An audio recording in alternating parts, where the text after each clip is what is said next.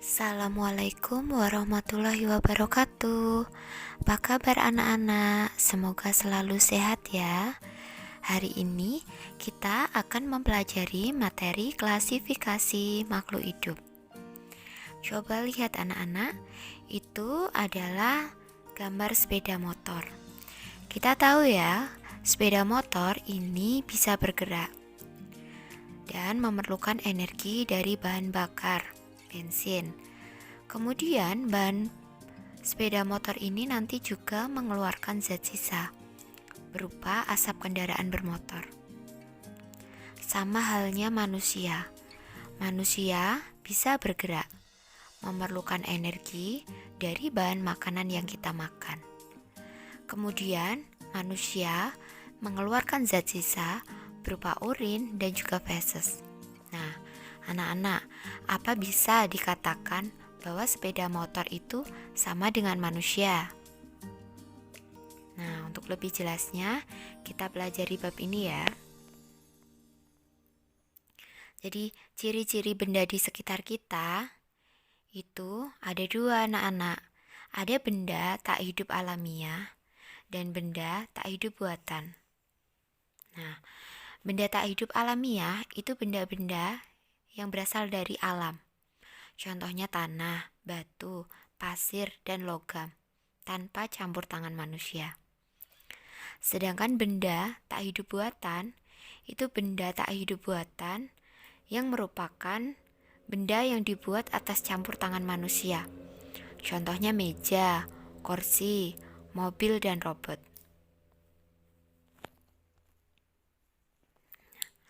Sedangkan benda hidup memiliki ciri, yaitu satu, bergerak. Bergerak itu artinya melakukan pergerakan anak-anak. Bisa bergerak dengan berpindah tempat ataupun bergerak dengan tidak berpindah tempat. Nah, contohnya bagaimana? Contohnya misalnya katak. Katak merupakan hewan yang bisa bergerak berpindah tempat. Katak bisa lompat sehingga mobilitasnya tinggi. Seperti manusia, manusia bisa berjalan, bisa berlari, sehingga manusia bisa bergerak berpindah tempat. Nah, sekarang tumbuhan. Anak-anak, tumbuhan itu tidak bisa berjalan ya, tetapi tumbuhan bisa bergerak dengan organ yang ada pada tumbuhan itu. Misalnya, tumbuhan putri malu, daunnya bisa menutup, membuka. Nah, itu masuk pergerakan juga. Kemudian, misalnya ada tanaman mangga. Dia ujung batangnya bergerak menuju ke arah matahari. Nah, itu juga contoh dari ciri makhluk hidup, yaitu bergerak. Ciri yang kedua, peka terhadap rangsang. Anak-anak, makhluk hidup itu mampu menerima dan menanggapi rangsang yang diterima. Nah, kemampuan ini disebut dengan iritabilitas. Rangsang itu bisa berasal dari luar tubuh maupun dari dalam tubuh makhluk hidup. Nah, contohnya misalnya rangsang yang berasal dari luar tubuh. Contohnya misalnya rangsang dari cahaya. Misalnya tanaman mendapatkan rangsangan dari cahaya matahari, sehingga tanaman itu akan bergerak menuju ke arah cahaya matahari. Itu yang disebut dengan rangsang dari luar tubuh. Sedangkan rangsang dari dalam tubuh, itu dari dalam tubuh tanaman itu sendiri. Misalnya, kalau manusia, nah manusia bisa merasakan lapar, merasakan haus, itu adalah rangsangan dari dalam tubuh manusia itu sendiri. Karena organ-organ kita yang memerlukan energi untuk bergerak, jadi ada rangsangan dengan rasa lapar. Itu ya. Kemudian ciri yang ketiga, bernafas.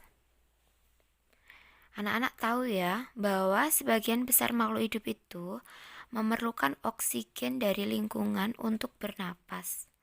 Nah, oksigen yang dihirup saat bernapas itu digunakan untuk membakar makanan. sehingga bisa menghasilkan suatu tenaga atau energi. Energi ini nanti yang digunakan untuk aktivitas. Hasil pembakarannya tidak hanya menghasilkan energi, selain energi juga menghasilkan H2O atau uap air dan juga karbon dioksida atau CO2. Nah, kedua zat ini dikeluarkan saat kita menghembuskan napas. Gitu ya. Ciri yang keempat yaitu beradaptasi. Adaptasi itu anak-anak merupakan kemampuan makhluk hidup untuk menyesuaikan diri dengan lingkungan. Nah, contohnya bisa adaptasi morfologi yaitu bentuk tubuhnya. Adaptasi fisiologi itu adalah proses atau fungsi kerja di dalam organ tubuhnya. Dan adaptasi tingkah laku. Nah, contohnya adaptasi morfologi ya, anak-anak. Itu kan bentuk tubuh. Misalnya ini ada di tanaman teratai.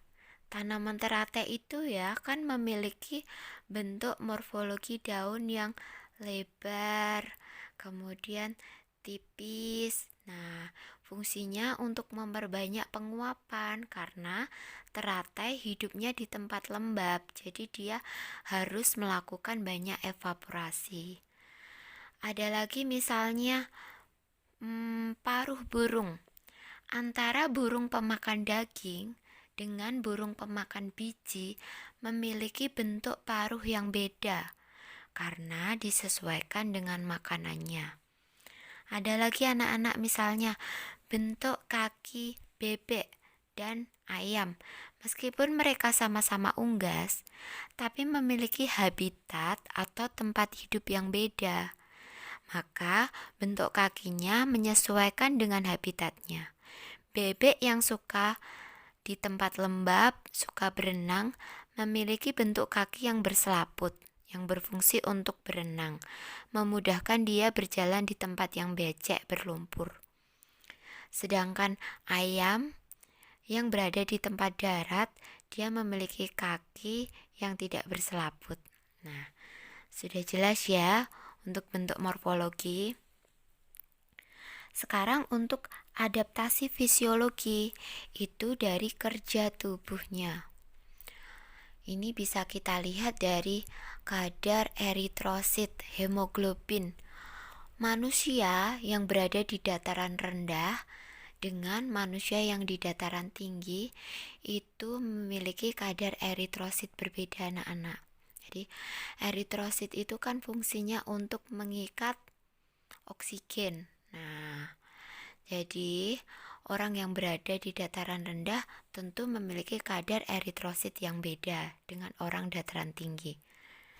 Juga ikan yang berada di habitat air tawar itu berbeda dengan ikan yang ada di habitat air laut.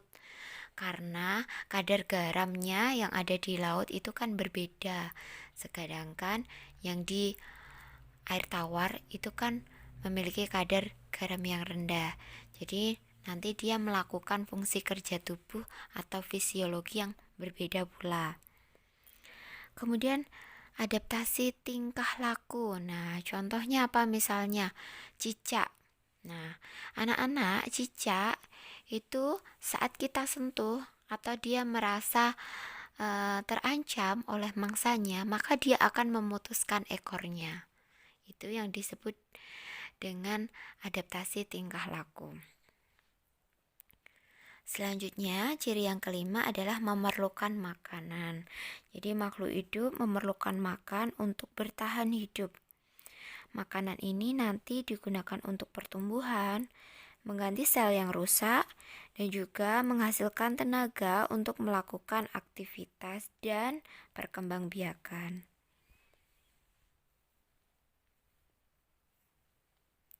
Selanjutnya, ciri yang keenam, makhluk hidup mengeluarkan zat sisa.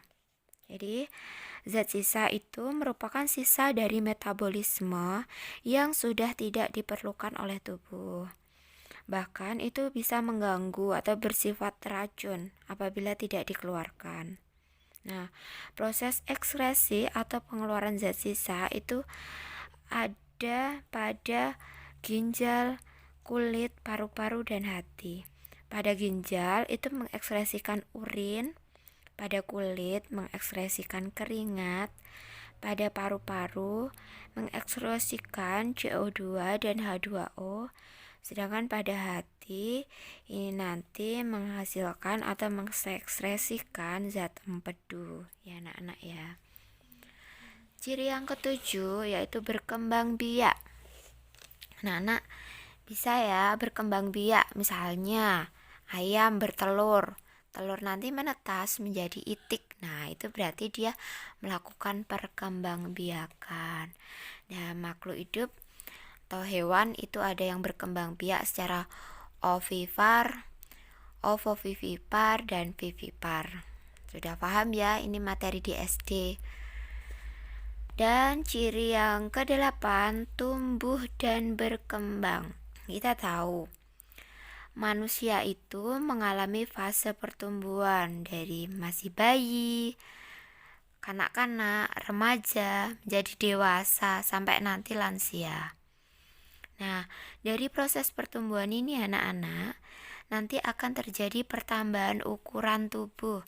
Dari yang semula itu kecil, bertambah menjadi besar, dan bertambah menjadi besar. Sampai nanti usia dewasa itu sudah tidak mengalami pertumbuhan. Jadi anak-anak, kalau kalian sudah menginjak usia dewasa, anak-anak sudah tidak mungkin nanti bertambah tinggi karena masa pertumbuhannya sudah tidak berkembang lagi. Nah, pertumbuhan ini nanti bersifat irreversible. Artinya tidak bisa kembali lagi seperti semula. Kalau anak-anak waktu bayi itu kecil, jadi dewasa besar, dah nggak mungkin kembali menjadi kecil lagi. Jadi ya anak-anak tetap pada ukuran tinggi usia dewasa kalian.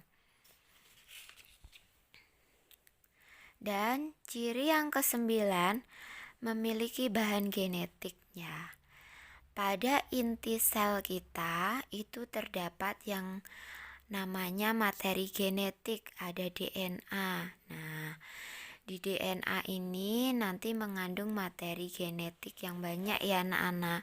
Dan materi genetik ini nanti akan diwariskan pada keturunannya. Ya, jadi kalau ada bapak dan ibu itu nanti kromosomnya akan menyatu. Nah, materi genetik ini akan saling disilangkan dan nanti akan diwariskan pada keturunannya. Jadi bisa dilihat misalnya kamu berambut lurus. Nah, itu rambut lurus itu pasti berasal dari ayah atau ibu kamu. Ya, termasuk golongan darah. Nah, golongan darah anak itu berasal dari golongan darah ayah atau ibunya. Jadi persilangan antara golongan darah itu nanti disilangkan akan diwariskan pada keturunannya. Oke anak-anak, sudah jelas ya mengenai ciri-ciri makhluk hidup. Setelah sudah jelas, kita berlatih untuk mengerjakan uji kompetensi 2 ya. Di buku PR halaman 34. Nanti jawabannya jangan lupa dikirim di menu ujian. Ingat ya, hanya bisa diakses 1 kali. Jadi setelah membuka langsung kalian kerjakan, kemudian dikirim. Selamat mengerjakan.